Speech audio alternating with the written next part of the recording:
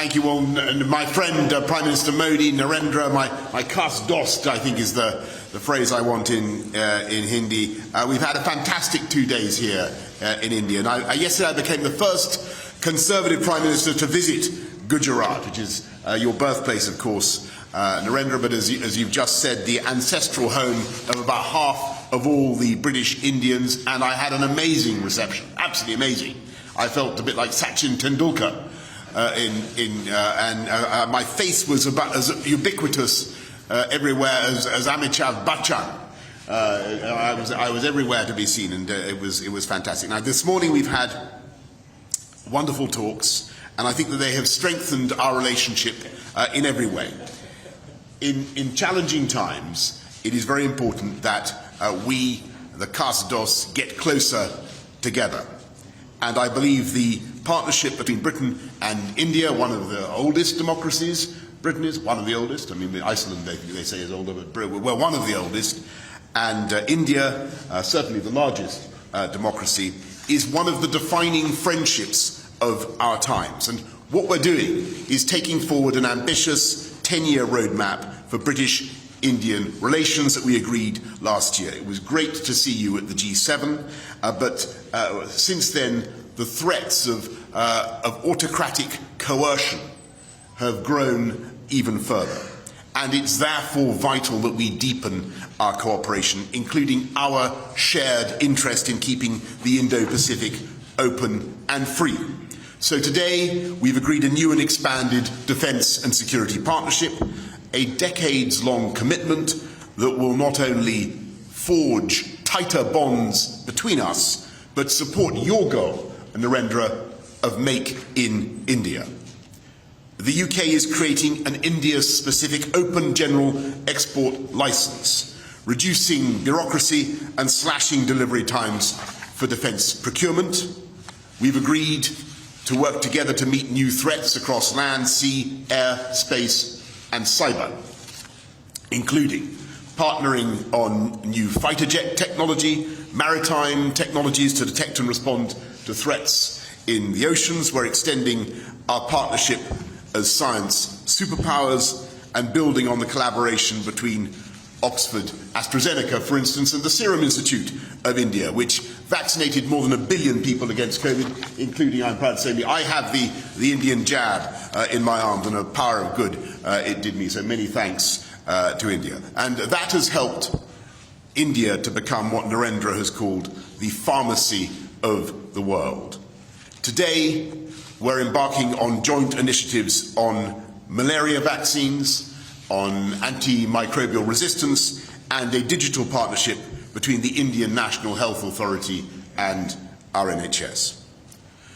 We're also taking big steps together on energy security, helping each other to reduce our dependence on imported hydrocarbons and adopt cheaper, more sustainable, homegrown alternatives. And we have a new offer, a new plan to develop offshore wind from the Celtic Sea to Dhanushkodi.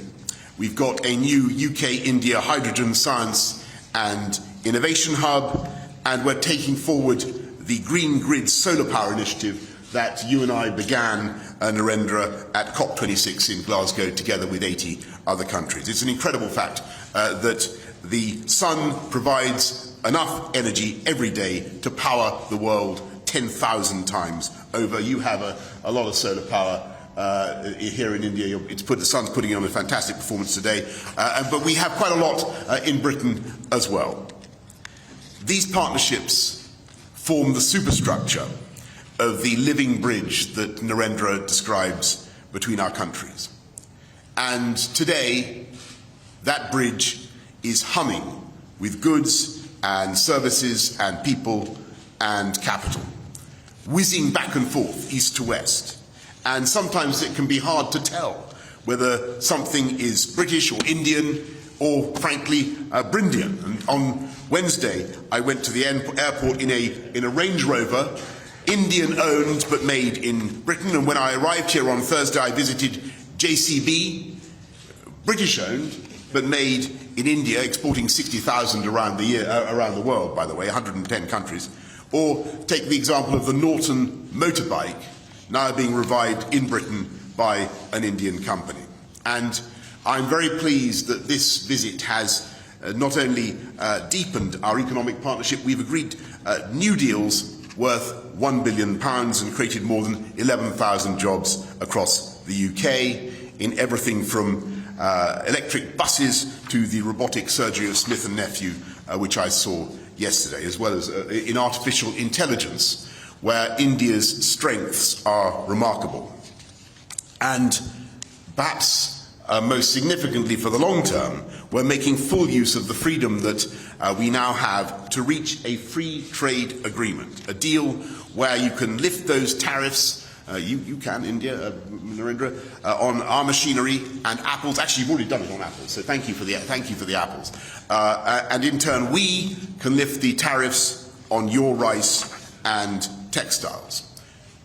We've already closed 4 chapters, and today we're announcing new measures to make it easier to export UK-made medical devices to India and ensure mutual recognition of UK higher education qualifications. And as the next round of talks begins here next week, we're telling our negotiators, get it done by Diwali in October. Get it done by Diwali. This could double our trade and investment by the end of the decade, widening that living bridge into a multi-lane motorway pullulating with beautiful jointly made electric vehicles and creating hundreds of thousands of new jobs in both our countries. So, as India celebrates its 75th year of independence, I am filled with optimism about the years ahead and the depth of the friendship between our countries and the security and the prosperity that our partnership can deliver for our people for generations to come. Thank you all very much, and thank you, Prime Minister Modi. Thank you.